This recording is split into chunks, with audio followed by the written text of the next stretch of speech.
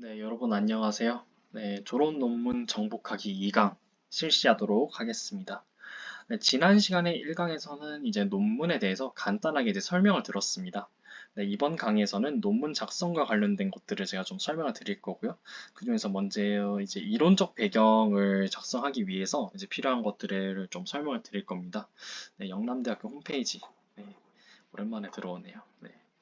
영남대학교 홈페이지 그 돋보기를 누르시고 이제 도서관을 검색을 하시면은 중앙도서관 홈페이지로 들어가실 수 있습니다. 네, 여기 들어가시면은 중앙도서관 홈페이지가 나오고 이 홈페이지에서 이제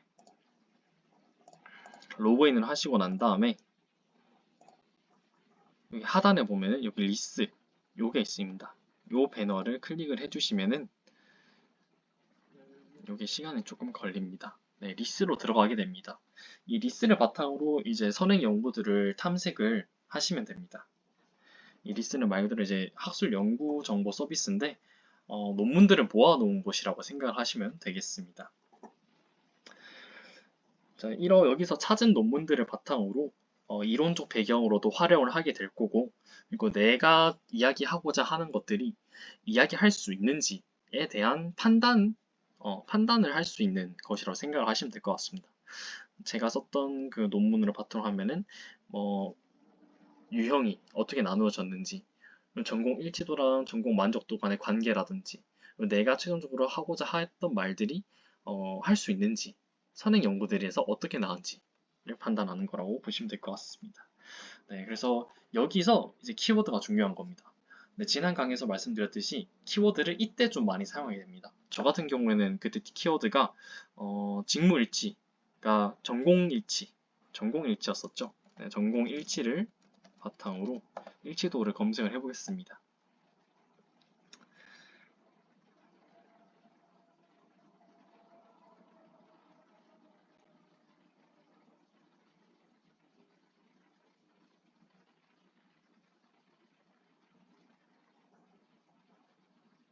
네, 전공 일치도가 검색을 하면은 이렇게 학술 논문, 그리고 학위 논문, 그리고 뭐 단행본, 연구 보고서 이런 식으로 다 나오게 됩니다. 개인적으로 추천을 좀 드리는 거는 학위 논문입니다. 왜냐하면은 학술지에 기재되어 있는 논문들 같은 경우에는 학위 논문에 비해서 좀 짧습니다. 네, 논문의 양이 짧아요. 그렇다 보면은 이제 좀 더 좀 체계적으로 나누어져 있지 않고, 그리고 뭐 사용했던 이론적 배경들도 좀 적은 부분이 있을 수 있습니다. 그래서 우선 학위 논문을 보시는 것을 추천을 드리겠습니다. 그래서 들어가서 보시면은 이거 플러스를 누르시면은 학위 논문만 보이게 됩니다. 네, 이렇게 나오게 되죠. 네, 그럼 여기서 이렇게 제목들을 보시고 난 다음에 관심이 있는 부분들을 찾으시면은 되겠습니다. 네, 뭐 한개를 들어가 볼게요. 카지노 딜러의 직무 전공일치도와 직무 몰입이 미친 역량, 전공일치도, 뭐 직무 교육 만족, 뭐 이런 것들이 나와 있죠. 이렇게 들어가게 되면은 가장 먼저 보셔야 될 거는 국문 초록을 보시면은 사실 거의 다 나옵니다. 네, 여기에 보통 이제 어떻게 연구를 하게 되려고 했었고, 연구 목적이 뭐고, 그리고 연구 문제가 어떤 게 있고, 그래서 어떤 방식으로 내가 분석을 실시를 했고, 그 연구 결과가 어떻다라는 것들이 이 국문 초록에 보통 다 나와 있습니다. 그래서 초록을 보시면은 대부분의 논문은 이제 거의 다 읽은 거라고 보시면 될 거고, 구체적으로 좀 어떻게 봤냐가 궁금하시면은 그 원문을 다시 보시면 됩니다. 원문에서 내려가시면서 목차 따라서 보시면 될 겁니다.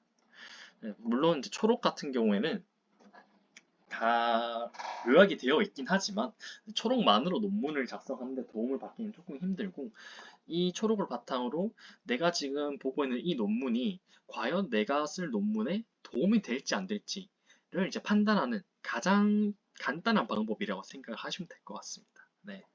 그래서 저자도 나와 있고, 네, 발행사, 학위 논문사, 발행 연도 이런 것들도 다 나와 있습니다. 그리고 인용하기. 요거 누르시면은 그 인용 관련 내용들이 복사가 돼서 붙여넣기를 하실 수 있게 됩니다. 네, 이런 식으로 이제 검색을 실시를 하시면 되고요. 추가적으로 이제 영남대를 통해서 들어가시게 되면은 중앙도서관으로 들어가시게 되면은 여기 영남대 직접 접속으로 뜨게 됩니다. 이렇게 들어오는 이유는 이제 이렇게 들어오면은 유료 논문들도 여러분들이 무료로 볼 수 있습니다. 모두 무료는 아니지만 네, 대부분의 것들이 이제 무료로 열람이 가능하시기 때문에 이렇게 들어오셔가지고 논문을 찾아보시면 될 것 같습니다. 학술 논문 같은 경우에는 KCI 등재가 됐거나 아니면 KCI 등재 후보로 올라갔던 논문들이 조금 괜찮은 논문들이라고 보시면 될 것 같습니다. 학술지 같은 경우에는 좀 유명한 것도 있고 좀 유명하지 않은 것들도 있고 좀 그 차이가 크기 때문에 여러분들이 그 학술지가 괜찮은지 이 논문이 괜찮은 논문인지 판단하시기 힘드시면은 KCI 등재나 KCI 등재 후보에 올랐던 논문들을 바탕으로 위주로 조금 보시면 될 것 같고 그 내용들도 똑같이 아까 전처럼 뭐 초록을 바탕으로 이 논문이 내가 쓸 논문에 활용이 될까 도움이 될까를 판단하시면 될 것 같습니다. 이건 조금 느리네요.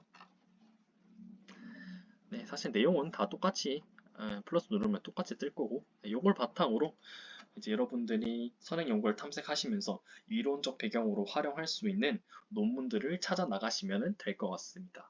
이 논문들을 찾으시면서 내가 쓸 논문이랑 가장 유사한 논문이 있나 그거를 한번 찾아보시는 게 좋습니다. 특히 학위 논문에서.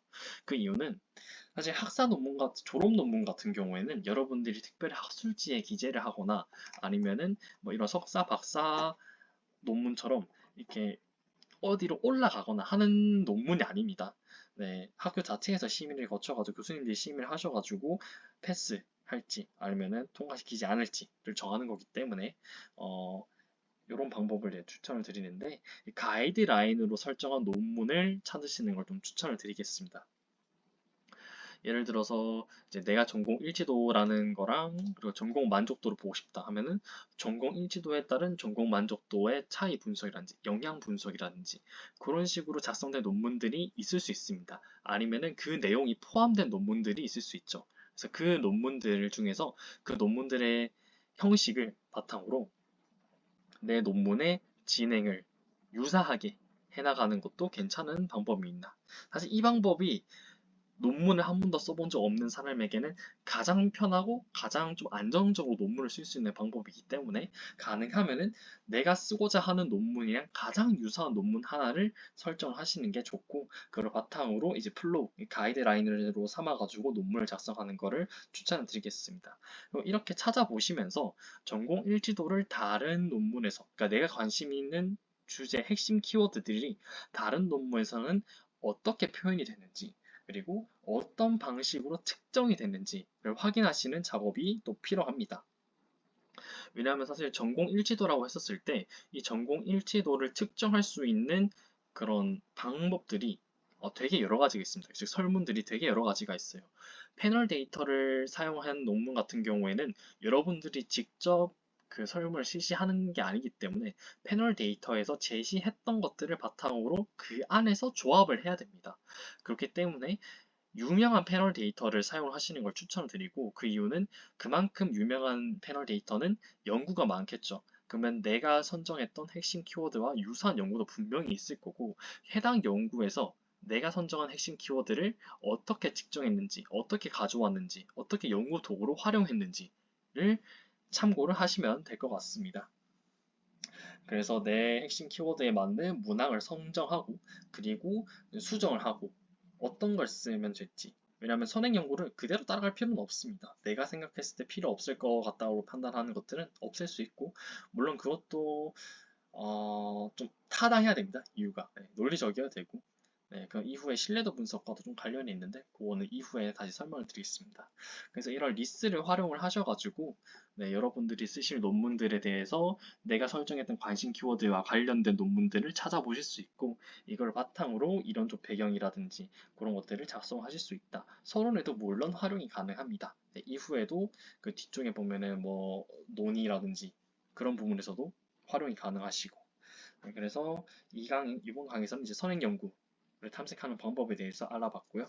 네, 다음 강의에서는 SPSS를 다루게 될 겁니다. 네, 3강과 4강은 SPSS를 위주로 제가 말씀을 드릴 거고 몇 가지 통계 방식만 SPSS를 어떻게 활용해서 돌릴 수 있는지 그리고 나온 결과표에서 어떤 것들을 봐야 되고 그걸 어떻게 해석할 수 있는지, 그리고 그걸 논문에 어떻게 게시할 수 있는지에 대해서 알려드리도록 하겠습니다.